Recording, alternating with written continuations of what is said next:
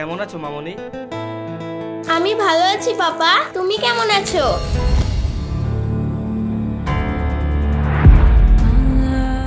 রাজা এখানে? রাজার সাথে এরা কারা? ঠিক আছে মামনি, আজকেই তোমাকে নিয়ে শপিং এ যাব। মন ভরে তোমাকে শপিং করিয়ে দেব। বারে শুধু মেয়েকেই শপিং করিয়ে দেবে, আমাকে দেবে না?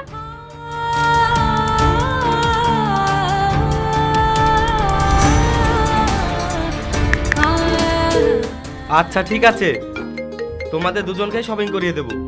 এখনো সব ফোন টোন ধরতে হবে না, পরে কথা বলে নিও। একটু দাঁড়াও, ফোনটা রিসিভ করে নি, একটু কথা বলে নি, না হলে সারাক্ষণ ডিস্টার্ব করবে। হ্যালো। হ্যাঁ হ্যালো রাজা, রাজা তুমি কোথায় আছো?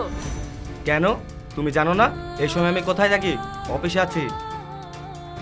আজ তোমার ডাক্তারের কাছে যাওয়ার ডেট আছে, মানে চেকআপের ডেট। তুমি আমাকে নিয়ে যাবে না?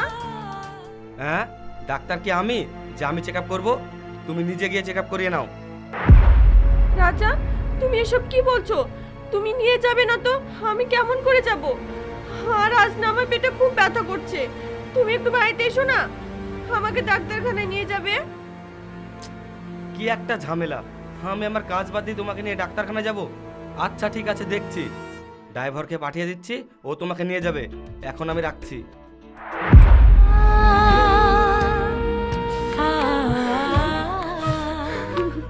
আচ্ছা ঠিক আছে, তোমরা থাকো, সন্ধ্যার সময় এসে শপিংয়ে নিয়ে যাবো। আমার একটু কাজ আছে, এখন আমি আসছি।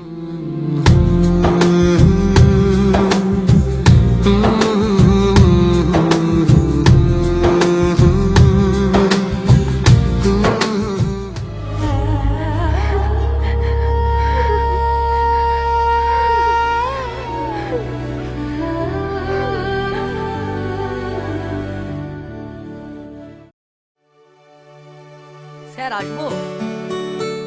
হ্যাঁ এসো।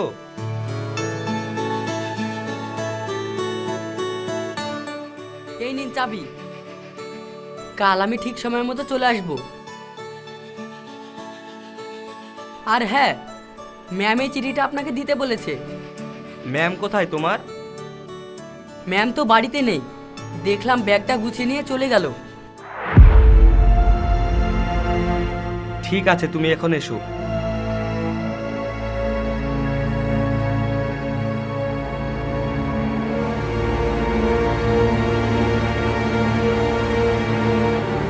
রাজা আমি চলে যাচ্ছি সারা জীবনের মতো, তোমাকে ছেড়ে, তোমার বাড়ি ছেড়ে। তুমি আমাকে ঠকিয়েছো, আমার বিশ্বাস ভেঙেছো। শুধু আমার বিশ্বাস না, আমার ভালোবাসার বিশ্বাস। আমি তোমাকে ভালোবেসে বিয়ে করেছিলাম, কত ভরসা করতাম। তুমি আমার এই অবস্থায় অন্য একটা মেয়ের সঙ্গে সম্পর্কে জড়িয়েছো।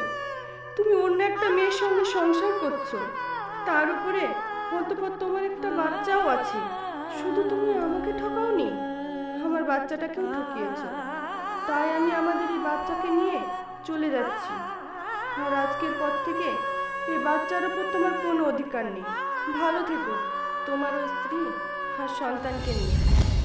যাক, ভালোই হয়েছে, যেটা আমাকে করতে হতো সেটা ও নিজেই করেছে। এই খুশির খবরটা রুমিকে দিতে হবে।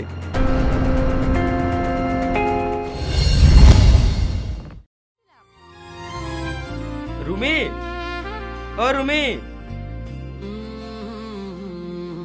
বাবা এত তাড়াতাড়ি চলে আসলে যে? এখনই যাবে নাকি শপিং এ? যাবো যাবো, শপিং এ তো যাবোই। তোমার মা কোথায়? মা তো অনেকক্ষণ আগে সেজেগুজে বেরিয়েছে। আমাকে তো বললো তোমার কাছে যাচ্ছি। আচ্ছা ঠিক আছে মামুনি, তুমি এখন থাকো, আমি আবার পরে আসবো। আচ্ছা ঠিক আছে পাপা।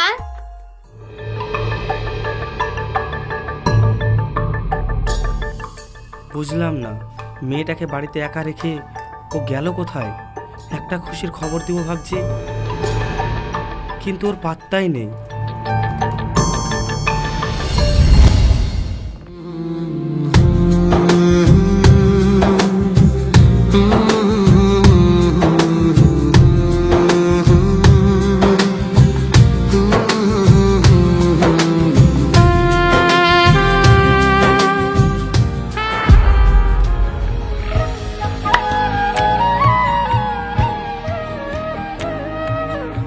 এই রাজা কিছু বুঝতে পারেনি তো? আরে না না, ও কিভাবে বুঝতে পারবে?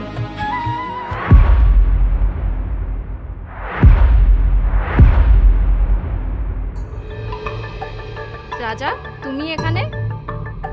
এসব আমি কি দেখছি? দেখো, তুমি যেমনটা ভাবছো তেমন কিছু না, তুমি ভুল ভাবছো। নিজের চোখে অবিশ্বাস করব? নিজের চোখেই তো দেখতে পাচ্ছি এখানে কি চলছে। আর তুমি আমাকে বোঝাতে এসেছো আমি দেখেছি সেটা ভুল? আরে আমি তো তোমাকে খুশির খবর দিতে এসেছিলাম। আর আমি তোমাকে বাড়িতে খুঁজতে গিয়েছিলাম, বাড়িতে পেলাম না। আরে পাবো কি করে? তুমি তো নাগরের সাথে ঘুরতে এসেছো।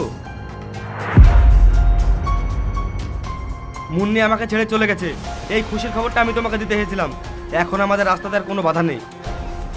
দেখ রাজা, তুই যেটা ভাবছিস সেটা ভুল। চুপ, একদম চুপ। তুই তো বন্ধুর নামে কলম করে। তুই তো আমার বন্ধু ছিলি তাই না?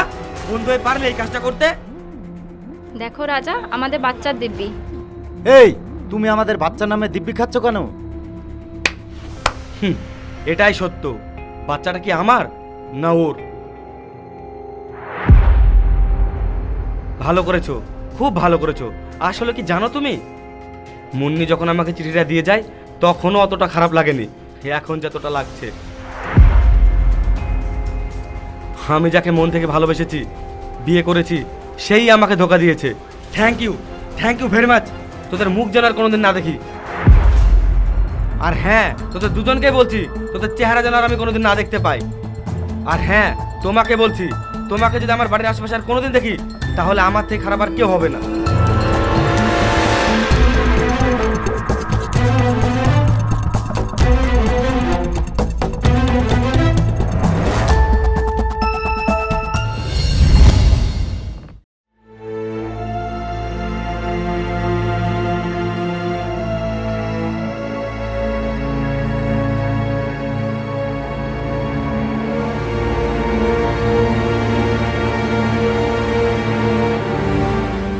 Munni, Munni,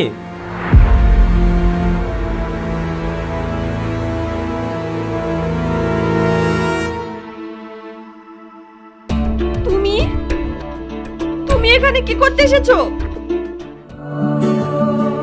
I am sorry Munni. আমি তোমার সাথে অন্যায় করেছি, পাপ করেছি। আমি তোমাকে হাত জোর করে বলছি, তুমি আমাকে ক্ষমা করে দাও। ক্ষমা? তুমি আমার কাছে ক্ষমা চাইছো? তোমার বাড়িতে ওয়াইফ থাকা সত্ত্বেও তুমি অন্য একটা মেয়েকে বিয়ে করেছো, আর সেখানে বাচ্চাও আছে। আর এত কিছু করার পরেও তুমি আমার কাছে ক্ষমা চাইতে এসেছো? এসব করার সময় কি তোমার একবারের জন্য আমার কথা মনে পড়েনি? মুন্নি, তুমি যে বাচ্চাটার কথা বলছো সে বাচ্চাটা আমার না। হ্যাঁ, আমি তোমার সাথে অন্যায় করেছি। আমি একজনকে ভালোবেসেছি, বিয়ে করেছি, কিন্তু আমি যাকে ভালোবেসেছি সে আমাকে কোনোদিনই ভালোবাসেনি। ও আমার অর্থ সম্পদকে ভালোবেসেছে। হ্যাঁ, আমার একটা বন্ধুর সাথে অ্যাফায়ার চলছে, এমনকি বাচ্চাটাও আমার না। ওই বাচ্চার আসল বাবা হচ্ছে আমার বন্ধু। আমি ধোকা খেয়েছি মুন্নি। আমি এখন বুঝতে পারছি আমি তোমার সাথে কত বড় অন্যায় করেছি। এতদিন আমি মরচিকার পেছনে ছুটেছি, আমার কাছে হিরে দেখতে আমি হিরে চিনতে পারিনি, কাচের টুকরোর পেছনে ছুটেছি। প্লিজ মুন্নি, তুমি আমাকে ক্ষমা করে দাও। কিছুক্ষণের জন্য আমি ভেবেই নিয়েছিলাম তুমি হয়তো আমাকে ভালোবাসো, তাই তুমি আমার কাছে ফিরে এসেছো। কিন্তু না, তুমি তো আমাকে ভালোই বাসো না, তুমি ধোঁকা খেয়েছো, তাই তুমি আমার কাছে ফিরে এসেছো। এখন তোমার মনে পড়ছে আমার কথা, যে আমি তোমার জীবনে কি ছিলাম? বাইরের একটা মেয়ের সঙ্গে সম্পর্কে জড়িত হওয়ার আগে একবারের জন্য মনে পড়েনি আমার কথা? আমার কথা তো বাদই দিলাম, আমাদের অনাগত সন্তান, তার সাথেও তুমি অন্যায় করেছো। আর এখন এসেছো তুমি আমার কাছে মাপ চাইতে? আমি তোমাকে কখনোই মাপ করব না, অসম্ভব। আমি তোমাকে কোনোদিনই মাপ করব না রাজা। আমি যদি তোমাকে মাপ করি তাহলে আমার অনাগত সন্তানের সাথে অন্যায় করা হবে, যেটা আমি জীবনেও করব না। আজকের পর থেকে আমার এই বাচ্চার কোনো বাবা নেই, এই বাচ্চার মাও আমি, বাবাও আমি। আমার এই বাচ্চা দুনিয়াতে আসার পর যখন বড় হবে আমি ওকে বলে দেব ওর জন্মের আগে ওর বাবা মারা গেছে। তুমি এখান থেকে চলে যাও।